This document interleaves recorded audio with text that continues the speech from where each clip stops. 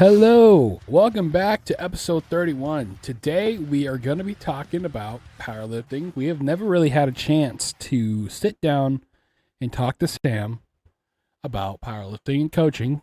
And do like a deep dive specifically into powerlifting. I know we've done one other real gym related episode just on the gym in general, and then we obviously interviewed Molly a while back about her journey as a fitness professional, but we never really did a deep dive into powerlifting into specifically, yours, and that's my wheelhouse, my background. And I thought maybe in this episode I could also take a chance to talk about what my plans are for weight loss and stuff, I guess. Oh yeah, for as sure. As much as I don't want to talk about it, but I guess. All right. Yeah. So today's episode is called Lifting Heavy, the Powerlifting Journey with Sam. Hi. With my sidekick, Sam, my little man.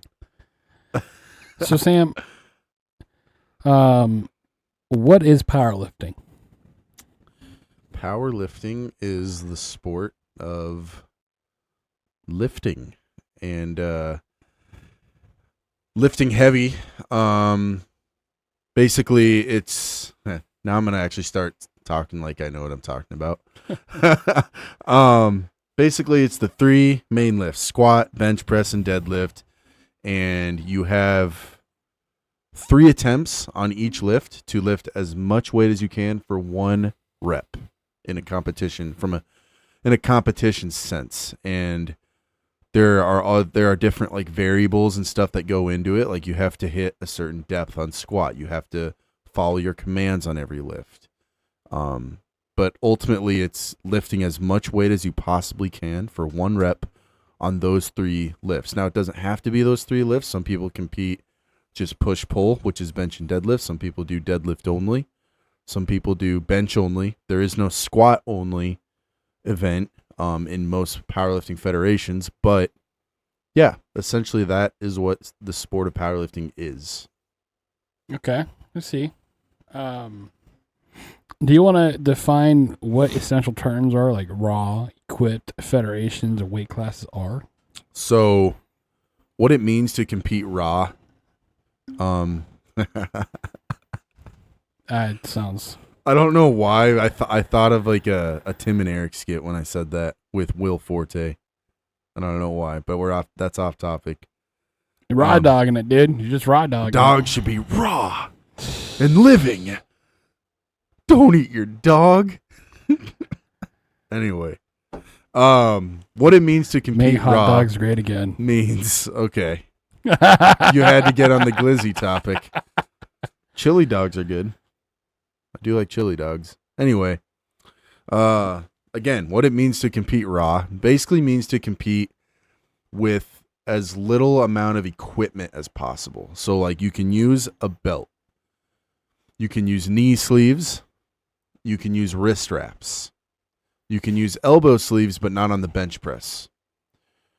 That's basically what it means to compete raw. When it means to compete equipped, it means you can wear actual like supportive gear that actually helps you lift more. So like for bench press, you can wear a bench suit.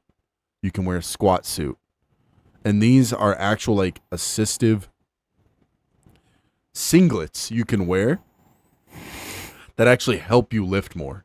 Or even like classic raw, you'll hear that a lot. Classic raw is basically, it's just the squat is different. Competitors are able to wear knee wraps instead of knee sleeves for the squat. And usually the wraps, most people are able to squat more than just in sleeves. So it really is just dependent on what type of equipment you're using, whether you're competing raw or equipped. Federations, a few different powerlifting federations that I'm familiar with are USAPL, USPA, WRPF, UPA, IPL, IPF. I've competed in USAPL, USPA, IPL, and WRPF. My very first ever sanctioned competition I've done was USAPL, and that was in Lincoln, Nebraska, at Lincoln Christian School. That was my very first ever sanctioned meet. Most of them run fairly similarly. USPA, and then what do they stand for? USAPL is United States of America Powerlifting, obviously. USPA is United States Powerlifting Association, which I ended up switching to back then. They've been going over some controversy lately, so I don't know if I'm going to compete there again. We'll see. What is the controversy? What's going on? The controversy is that they were hiring some, or I guess they had hired some questionable people as judges, and I think maybe spotters. No, judges. Like criminal history or like sexual harassment. Okay. Yeah. And so USPA has kind of been going through some of that stuff. And then their international federation that they're recognized with is IPL, which is who I competed through when I went to Worlds in Oregon. That was IPL. That was IPL Worlds, which is International Powerlifting League. And then WRPF, which is my most recent one I've done in Omaha. That is World Raw Powerlifting Federation.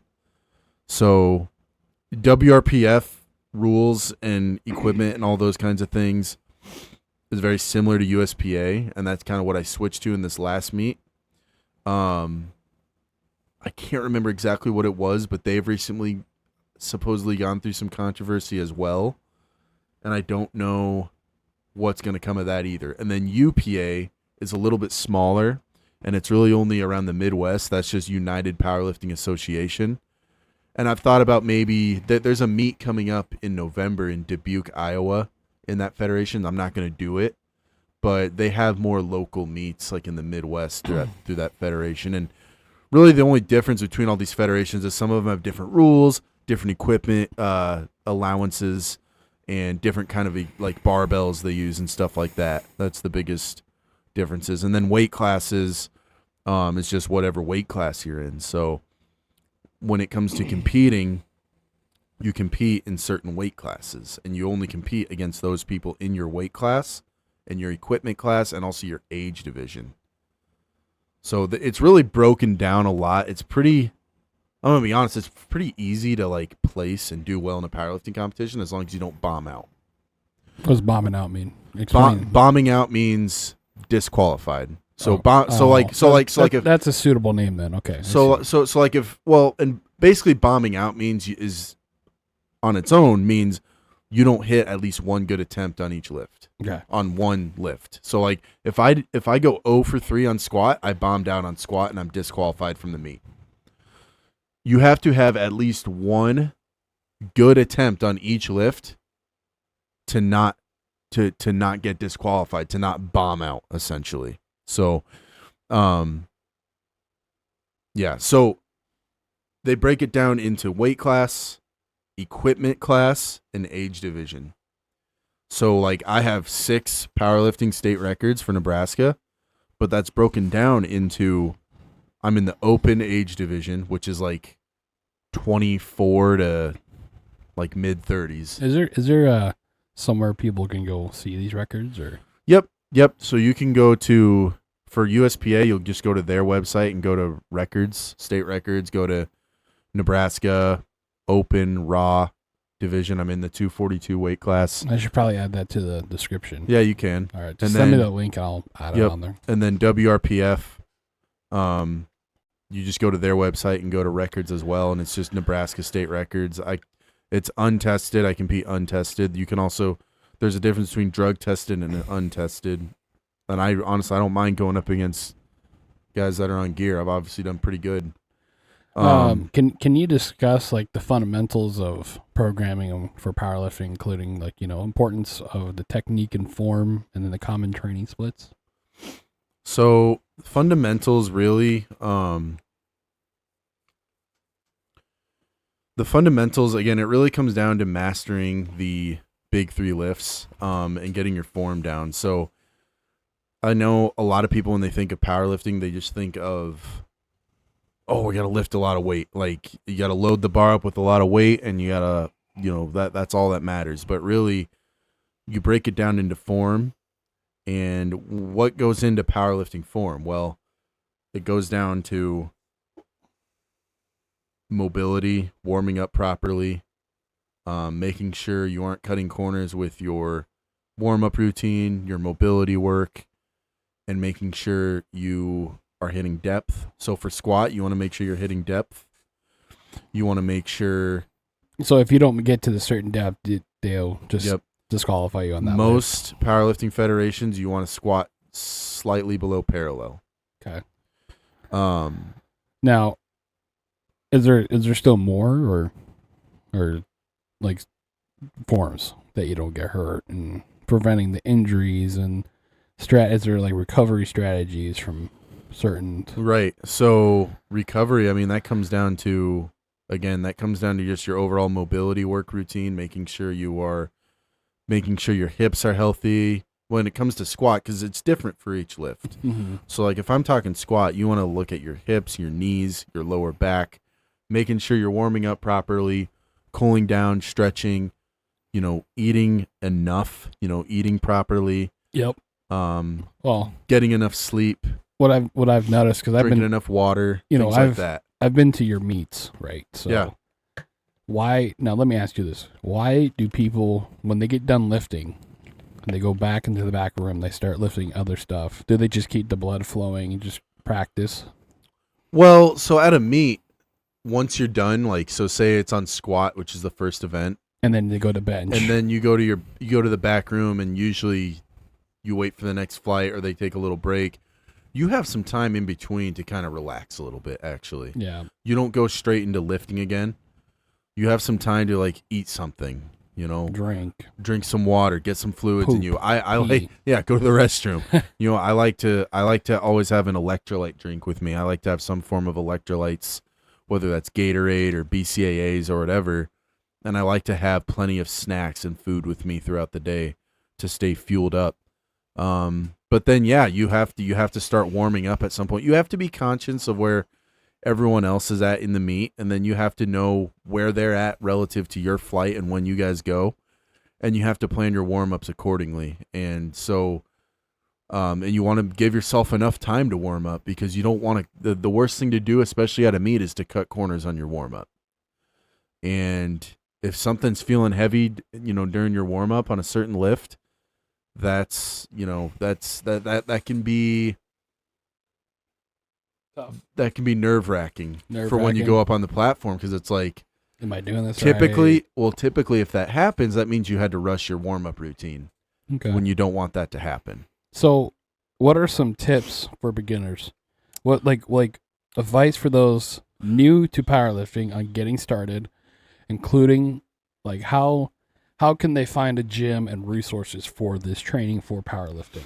So, because you and I both know that we really don't have we do kind of technically have a gym for it. I don't know if it's still open, but 3rd Street Barbell, I think. I think you just got to know somebody that wants to do it, or who's like if I wanted to, I can go to you, like, hey, right, it helps knowing someone, and then they can kind of help guide you in the right direction. Maybe they can coach you a little bit, or you can hire a coach, whether that's in person or online. But yeah, I mean, if you're trying to get started in powerlifting, not weightlifting in general, because if you've never touched a weight in your life, you're not going to want to get started in powerlifting. You want to start with the basics of just strength training to start before you jump into competitive powerlifting.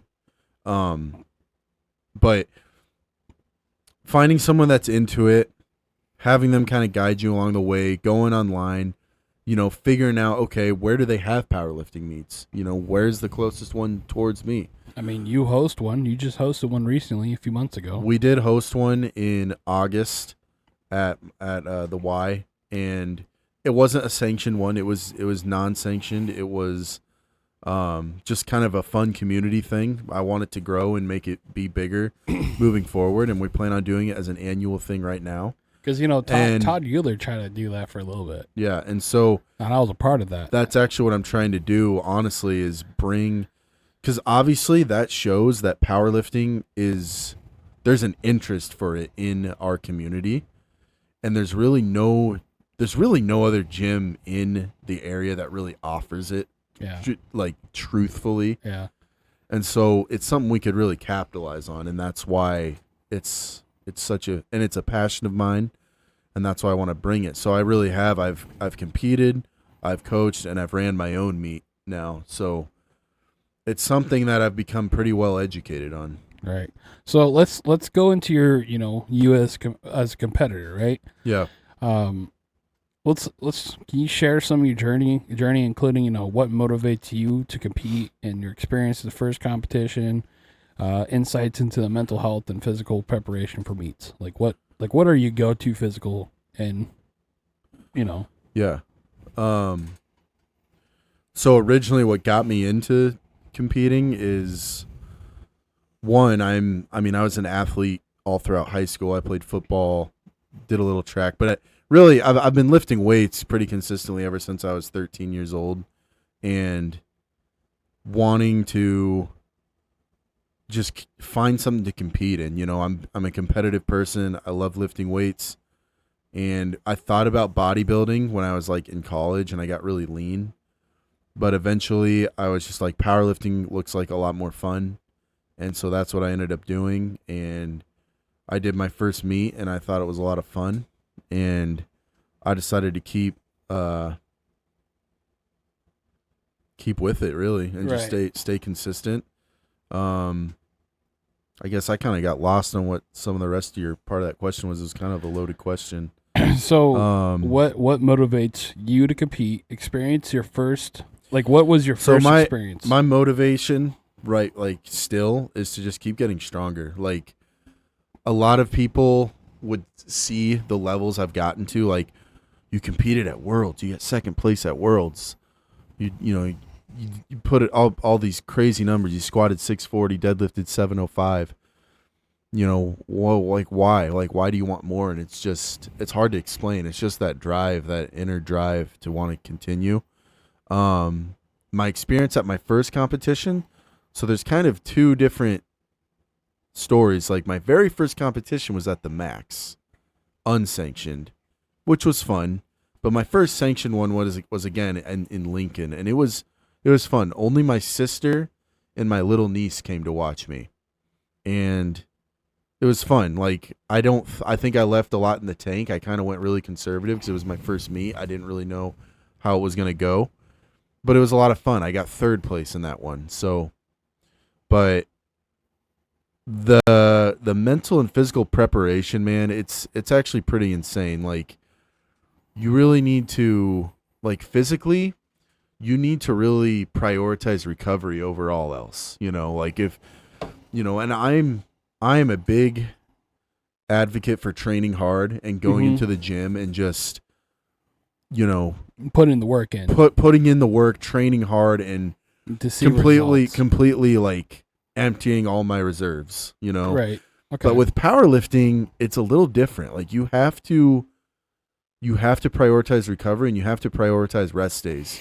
Yes. Because when you're lifting so much weight, especially when you get to the level that I've gotten to, it's going to be hard to squat over 600 pounds multiple times a week. You might only be able to do it once a week, maybe twice a week. Mm-hmm. And so, especially with me, like, sometimes you have to cycle. My squat and deadlift have gotten so high, I have to cycle which week I go heavy on them. Like, one week I'll go heavy on squat and we'll just do like technique work on deadlift. And then the next week it'll be flip-flopped. Right. And the mental toll, like, it's nerve-wracking. Like, I still get nervous for competitions. I don't think that ever goes away. Like, if you're any sort of athlete and you don't get nervous before a competition, a game, whatever, you need to quit. Like, obviously you don't love it like you should. Do you agree? Yeah. I mean, even growing up playing football, like, I still get nervous doing this shit. Like, like if you don't get the butterflies, if you don't get the nerves, like, when you're about to do something you care a lot about, then something's wrong, man. Like, you got to get yourself checked out. So, right. But yeah, and then it's just a whole. There's just a whole bunch that goes into it. Let's go ahead and go back to the federation. Let's do a brief overview of how different powerlifting federations and competitions are structured. Yep. So kind of like I talked about, USAPL was the first competition I did, and I've only done that one competition through that federation. And from my knowledge, it seems like most of their competitions are held at like high school gymnasiums. I recently coached a kid at Cornhusker State Games, which is USAPL. It was at Lincoln Southwest High School. And the one I did was at Lincoln Christian School. And basically, they're structured. Most federations structure competitions the same. Like, it's the same order. It goes squat, bench, deadlift. You have so much time in between to warm up, do your stuff, whatever. They do an award ceremony at the end. But it's really just what they might use a different board or whatever to kind of track the lifters. I know USAPL and WRPF use lifting cast to kind of keep track of the lifters as they go throughout the competition, and it's like in ascending order by weight. But USPA has done it differently in the past as well. So it just depends. You know, sometimes they just use a regular Excel sheet, but most of the times, most federations structure competitions the same. It's just the type of equipment they use. So like barbells, for example, USAPL use a strict power bar for all three lifts, whereas USPA and like WRPF, they use a squat bar for squat, a power bar for bench, and a deadlift bar for deadlift. And squat bars are actually 55 pounds. Like true squat bars are 55 pounds, whereas not the traditional 45. Whereas most barbells traditionally are 45 pounds, a true squat bar is going to be a little bit thicker, and it has a line right in the middle of the bar where you can line up the bar, and they're 55 pounds. So I'm just going to add on to this here for federations. Do you think sometimes they get the worst judges? Because you and I both know we've been the two that we've been. There was a lady, I don't know her name. That one the one in Omaha, the first one in Omaha, I did. Yeah, she did the first and second one you done. Yep. She probably knows what she's doing. I mean, she wouldn't be there if she was. Right.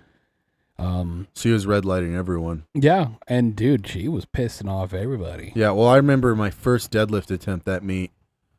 I had one red light and it was from her, and she said I didn't like rotate my shoulder back enough on the lockout or something. And I was like, okay. So I made sure to just really crank that shit back on my second and third attempts, and she never red lighted me again.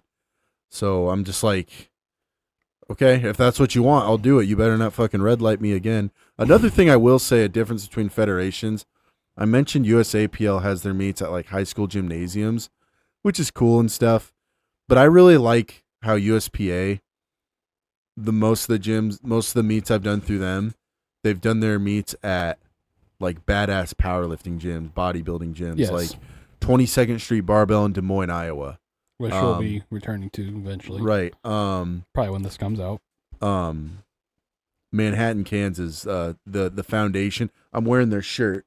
The foundation sports training facility. This is from the competition I did down in Manhattan, Kansas, which was the one where I actually qualified for nationals. And then I did one up in Mankato, Minnesota at Cato Athletic Company, another really cool gym. Like 3 USPA meets I've done at cool, badass, like powerlifting gyms. And then obviously Worlds was at like a pavilion, which was pretty nice. And then I've done a couple, one USPA, one WRPF that was at the Even Hotel, which I'm not a huge fan of that venue, but it is what it is, I guess. But it's a nice hotel. It is a nice hotel.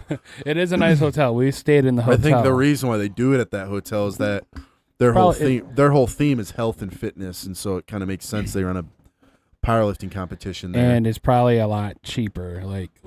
Well, see, the Iron Heaven used to host that one. Iron Heaven, the gym in Omaha. And they still host it. Like, it's still their event.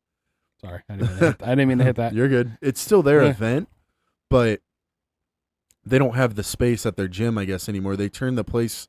Well, they've done a lot of renovating recently, but originally the spot they were there to have competitions, they turned into a cardio room. So they moved it to Even Hotel, and like I said, it's not my favorite lifting venue. It might be one of the worst ones I've ever competed at, just because I don't know, just not good. Like there's just not a lot of space, I guess, especially for spectators. Okay. And I don't know, just the aesthetic. I like the aesthetic of competing at a badass powerlifting gym. That's why 22nd Street Barbell will always be probably my favorite place I've ever competed, and it's also my favorite gym I've ever trained at too, because I've trained there. I've competed there once, and I've trained there 3 times. Nice. So, I'm wanting to get a workout in there when we go there too, which is when this will probably come out. I will. At some point.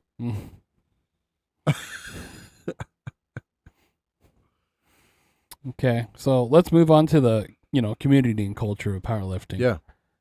Can you describe the supportive nature of the powerlifting community, and including importance of camaraderie and encouragement, and maybe the role of social media in connecting with lifters? Yeah. So the powerlifting community is so inviting, and it's like it's really not toxic. Yeah, and like obviously every community has its toxic people, but powerlifting is so inviting and so rewarding, and it's so welcoming. You go to powerlifting competitions, you're competing against all these people, but we're also cheering for all these people. Like we're hyping each other up. Yep. And that's there's times that I've been to them, and it feels like you're out of place, but you're not. They're very nice, and yeah.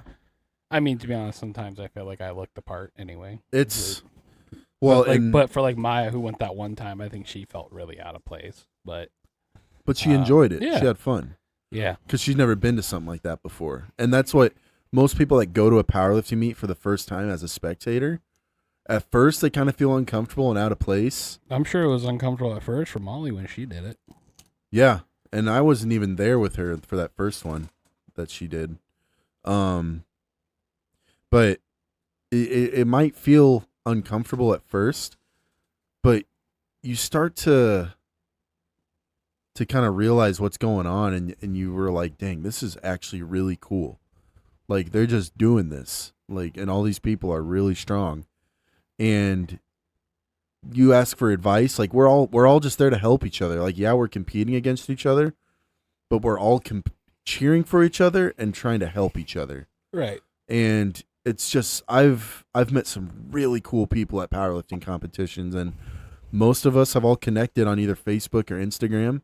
We stay in touch. I see what they're doing on Instagram with their training routine, and it's so cool. Like, it's just awesome. Like, one of the strongest guys in the world who got first place over me at Worlds. Yep. His name's Demirius, and he just seems like a super cool dude. I didn't get a chance to talk to him a whole lot at Worlds, but I see what he's up to on Instagram and stuff, and this dude is just a beast. And he owns his own gym down in Louisiana. And he competes on the Olympic team or something, doesn't Well, he does. Yeah, he's got like a 2,000 some pound total, and he's just a monster. And he's so strong. He's got like an 800-pound squat. What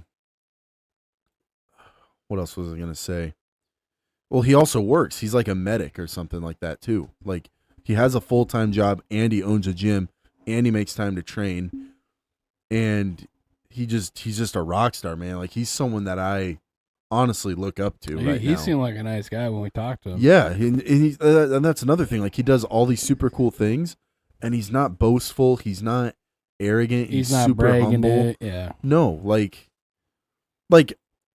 honestly, obviously he knows he's, the shit. He knows he's one of the top dogs, but he also knows, like, he had to work his ass off, and he still has that mentality.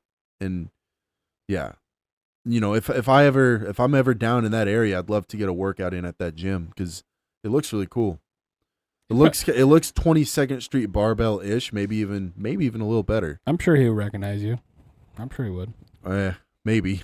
He's competed against some other pretty strong guys. I don't think I'm one of the stronger guys he's competed against. But if you tell him where you saw him and like, hey, I was second place, he's like, oh, all right. Well, he followed me. I mean, we follow each other on Instagram. He followed me back. You should reach out to him.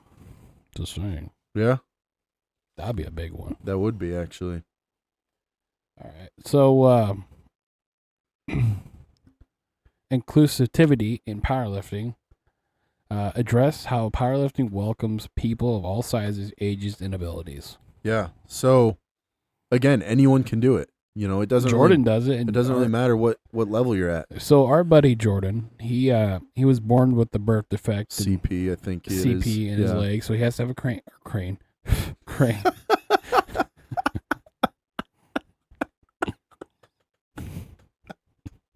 He has to have a cane to walk. Has to have a crane. I'm sorry. Okay. Yeah, I know. No, yeah. But yeah, he has to use a cane, not a crane. My dad on standby. But and he competes in bench only. You know? Like he still does it. And he's a great bench presser. He is. I've actually learned a lot about bench press from him. And then you think of Daniel too. Yeah, Daniel has. He competed. He also has CP. Yep. Not quite as bad as Jordan because Daniel doesn't need a cane. No. But Daniel competed in my SBD showdown when I ran at the Y. I actually coached him for it too. Oh, I didn't know that. Yeah. He's actually, I'm still coaching him. He's one of my clients. And, you know, that just shows like what's anyone else's excuse? He's got CP and he's out here squatting and deadlifting, you know? Yeah. So, and then also, you know, we look at not even just like disabilities and stuff, but sizes, ages, abilities. Like there's kids that compete in powerlifting I see at these competitions, different abilities, different, like anyone can do it. Like there's high school kids that do it. I remember one year. Yeah, it's really becoming more popular at the high school level, and college are starting to offer scholarships for it now. Yeah, our local high school here in Pierce, they do a powerlifting team. Yeah, Norfolk should do it, but they don't. Don't get me started. I tried getting that, and AD at the time said no, and I said F you. So a lot of us wanted to do it. Yeah. You know, even I'm gonna, you know, shout out right now, Sam Sullivan, one of my athletes that I've trained in the past. He's you know, we trained for Cornhusker State Games in July, and I coached him at the meet, and everything went according to plan. We exceeded expectations. He set PRs in all 3 lifts, broke state records in all 3 lifts for his weight class, and got the total overall state record and got first place. And, you know, he could have a future in powerlifting too. Good for you, Sam. He plays football too. He's got football season going on right now. Oh yeah. But he's you know, one of my favorite athletes I've probably ever trained. Maybe my favorite. Let's bring up the controversy. You know, there's always going to be controversy with these kind of things. How bad are steroids involved? Like, I know because you and I both know once you win this medal, they're going to have to drug test you. Right. Well, if it's a drug tested meet. Yeah, and so powerlifting that's the thing is like you can compete untested or you can compete tested. But if you compete tested, you might have to do a piss test. And if you fail that piss test, then you are disqualified. Mm-hmm. But if you compete untested, you don't have to worry about it. And so if you're on gear and you're competing untested, you got nothing to worry about. You're not even cheating. Like, obviously, you know, hopefully you're doing things the right way. Hopefully you're not being, you know, you're being responsible with what you're doing. But, you know, the reason I compete untested is one, I don't care about going up against guys that might be on gear. You know, I want to go up against the best. 2, there's certain supplements I take that I don't know if it would come up on a piss test, so why chance it? Yeah. You know? So that's the only reason I compete untested. Now, the real question is, are you usually clean or... I mean, I know the real answer. Right. It's just for the people that watch. Right. No, yeah. I've never taken steroids before. I mean, I take, like I said, I take certain supplements that I would be so upset. I would be so sad. I'd be like, dude, what the fuck? I've been accused of it. Oh, I know. Dude, every time I bring up somebody, are you, and they see you, like, is he on roids? Like, no. But, you know, there's certain supplements I do take that kind of question it. They kind of mimic the effect, and it's kind of the same concept, but it's not even close. But you never know if it might come up on a piss test or whatever. Yeah. So it's just like, well, I'll just compete untested then, why risk it, Yeah. Then I'm doing nothing wrong. I know you well enough. I know you won't do it. So Right. I thought I would Unless ask. there's actual money to be made, it's not worth it. Yeah. It only hurts you. It only hurts your image, and Yeah. because once you get and called a cheater, The thing is if I ever decided to, I'd be honest about it, though. Yeah, I know you would. I would say I am. I'll probably I be the wouldn't first be ones like- to know. To be honest. I wouldn't be like one of these people that claim natural when very obviously they aren't. Yeah. You know what I mean? It's not hard to spot. Obviously in strength sports, it's a problem. Bodybuilding, powerlifting, whatever it is, Football. strongman. Well, yeah, I'm not even getting into team sports, but like strength sports alone, I mean, you see that's it in probably wrestling. where steroids is the most prevalent. Wrestling, like football. WWE wrestling. Yeah, you see It that a lot. used to be huge in baseball too. I don't think it is as much anymore, but I like a lot of leagues have cracked down. yeah. But yeah, so yeah, but yeah, I knew that part was probably going to be coming up. You were just waiting for it, Yep. Now, is it pretty easy to spot these days? If not as easy as you might think. I mean, you can tell when someone is on, you can tell when someone's using, but you can't necessarily tell when someone's, I guess, not. Like if someone looks like they're not using, but sometimes they actually are. And like there's people I've known that have used and they don't look like they don't even look like they lift barely, and they're not that strong. You I was think, gonna say, I mean, I hate to bring it up, but you think of like a Jason Genova. He took roids in the past. Did he ever look like he was on roids? No. Lenny. Lenny did. Rip. Lenny looks like the bad what the bad stuff that happens when you take roids. Yeah. But yeah, so there's people that take shit and then they don't even look the part, where it's like, man, like, what are you doing? You're just destroying your body for nothing then. And then there's guys that dabble in like a little bit of, here and there, and they don't, they're responsible about it. I can kind of get behind that, as long as you're responsible, taking proper dosages, you're not being stupid, you're getting regular blood work done and things like that. If it makes you happy, go for it. If you feel good on it and you feel strong, go for it. But if you're being stupid about it and not getting blood work done, taking too much, too high of doses, putting your life at risk, I can't get behind that. But at the end of the day, be honest with it anyway. Don't lie. Don't lie to people and say, oh yeah, I'm natural, but really you're juicing. Obviously, that's a big thing in the fitness community right now. Or just don't speak on it at all, You can think of a guy like Sam Sulek, right? Did his brother die? Is that what I saw? I hope not. I don't think so. I thought I saw something about it, but we're not going to get into that. But either way, but you think of a guy like Sam Sulek, who, let's be honest, he's very obviously juicing, and he never said whether he is or isn't. He just doesn't speak on it. Well, if you don't want to speak on it, you don't want to speak on it, but that's fine. Just don't lie. So. All right. Let's do a little quick Q&A here for you. Okay. Let's address the common queries like nutrition for powerlifting and overcoming plateaus, balancing powerlifting with other life commitments.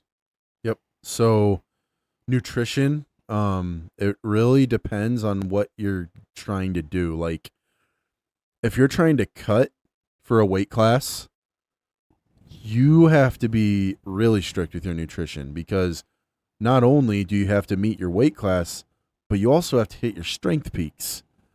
And that's hard. It's hard to get stronger and be in a calorie deficit. And I'm not an advocate for cutting when you're training for a powerlifting competition. And sometimes, like, for the advanced lifter, that's tough, because a lot of times the only way to really maintain or even get stronger when in a calorie deficit for an advanced lifter is if they're on gear. Like if they're actually taking steroids. Right. But outside of that, I mean, if you're bulking for a weight class, or if you're maintaining for a weight class, which I maintain my weight for the most part. I like to stay in the 225, 235 range is where I feel the best. But then, I mean, you can really, as long as you're reasonable with it, you can really kind of eat whatever you want and just be reasonable with it. You know, Right. don't be a dumbass. You know, obviously you want to, get your protein in. And then you can kind of, your carbs and fats, you can kind of play around with that and until you feel as long as you're satiated, really, and you're eating to fuel your workouts, it's not like bodybuilding where you have to be so strict with your nutrition, you have to get so shredded and, to walk up on stage, because that's not what you're going for in powerlifting. You're really eating for strength. So, I mean, get your protein in so you gain muscle or don't lose muscle, you maintain muscle, especially if you're cutting. And then just eat enough carbs and fats to fuel your body, really, and for recovery purposes. What was the other thing? It was overcoming plateaus and balancing powerlifting with other life commitments. So lifting. Overcoming plateaus. If you're a power lifter and you've noticed you're kind of hit a plateau, it might be time for a deload, honestly. Deload can last anywhere from a week to maybe even a month, depending on, how burnt out you are. I will typically, when I'm in competitive powerlifting mode, like when I'm actually training for a meet, you typically do like a 10 to 12 week prep, and I will take a deload about halfway through, and I will I will taper down 2 weeks out from my meet, and then I'll do a full deload the week of, and then I'll do a deload the week after. This midway through prep is good because it kind of, a lot of times midway through prep, I'll start to change things up with my training split, and I'll start to change things up with my training split and kind of reevaluate some things, see how things are going. And then it allows me to deload, kind of decompress, and kind of refresh to continue and finish out prep strong. And then once I'm 2 weeks out, I'll kind of start tapering down and start going just a little bit lighter on my lifts. And then the week of, I'll do a full deload to really recover and let my body recover and decompress and freshen up for the meet, so I'm at my best come meet day. And then usually I'll do a deload the whole week following a meet, to again let my body recover. Your body really needs that break. Not saying I will be fully sedentary that whole week after a meet. I will still exercise. I'm just not going to do any really heavy weight training, or maybe no weight training at all. It might be all calisthenics, stretching, blood flow, things like that. Little light cardio, maybe some abs, things like that. Functional training. Not necessarily. I have a pair of abs. 6-pack of flab, baby. 6-pack of Kurs. That's what I was drinking last night. I had about 7 beers. And then the what was that last part? You said the overcoming plateaus, and then what? The effect of what you got to do for like commitments and stuff. Oh yeah, balancing it with life and stuff. It's I will say it's easier for me being a personal trainer, being the head trainer at a gym. It's pretty easy to work it into my routine, those style of workouts. I have to give myself enough time on certain days to really make sure I get a good quality workout in, especially on like a heavy squat or a heavy deadlift day, where it takes almost just as long to prepare for the lift. It takes just as long to load the bar and prepare than it does to actually do the lift itself and do your working sets themselves. Because a lot of times in powerlifting, when you're training on your heavy lifts, you're not really doing any more than 5 reps on your working sets. You're doing anywhere from 1 to 5 reps. The sets themselves don't take long. It's the preparation for them and putting on your knee sleeves and getting all that stuff ready. And then if you want to watch your filming, if you want to like watch your form and check your depth and all those sorts of things. So, right. But for me, it's pretty easy being a personal trainer and working at a gym. I can balance it pretty well. If you work, if you don't work at a gym, if you work, especially if you work like a manual labor job, that's where you really have to prioritize recovery a lot. You might not be able to train 6 times a week then. If you're working a manual labor job and you're wanting to be a competitive power lifter, you're going to have to really get the most out of your training sessions, 3 to 4 times a week, and then really be on top of your recovery the remainder of the week.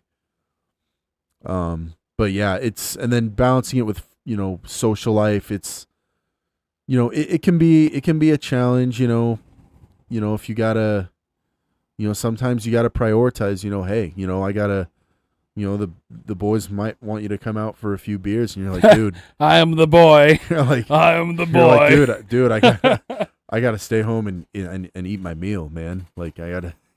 Yeah, because there was one time, years ago, there was one time that you just were focused on everything you wanted to do. You want everything to go right. We barely hung out. When was that? That's when we lived in the old place together. Okay, yeah, and I wasn't even powerlifting then. That's when you just moved out. You moved up here. Yep. I remember. Yeah. So. Yeah, that was pretty crazy. Anyway, but yeah, that's what I would say. Is it comes down to just figuring out that balance. So yeah, I mean, I'm sure there's a lot of commitment to it. And, you just got to do it if you want to do it. Yeah. Yeah, it's just if you're not, the thing is if you don't love it, like if you don't enjoy the process, if you're not ready for a long process and enjoy the sport and enjoy lifting weights and you're not passionate about it, right, you're not going to do well, and you might as well just not do it. Like, just like anything, like running a podcast. Like, if you're not having fun doing it, don't do it. Yeah. But I enjoy it. It's fun. I know I can take this a bit serious sometimes. Right. At the end of the day, like you say, it's my thing. But again, if you're passionate, you're gonna take it serious. But it's because you're passionate and you enjoy doing it. And like our buddy Braden, eventually he'll be on here. If you're not passionate about doing something, you might as well stop. Yeah, that's exactly right. I mean, and that's really what it comes down to, is just having love for the sport. So, and powerlifting is a sport, by the way.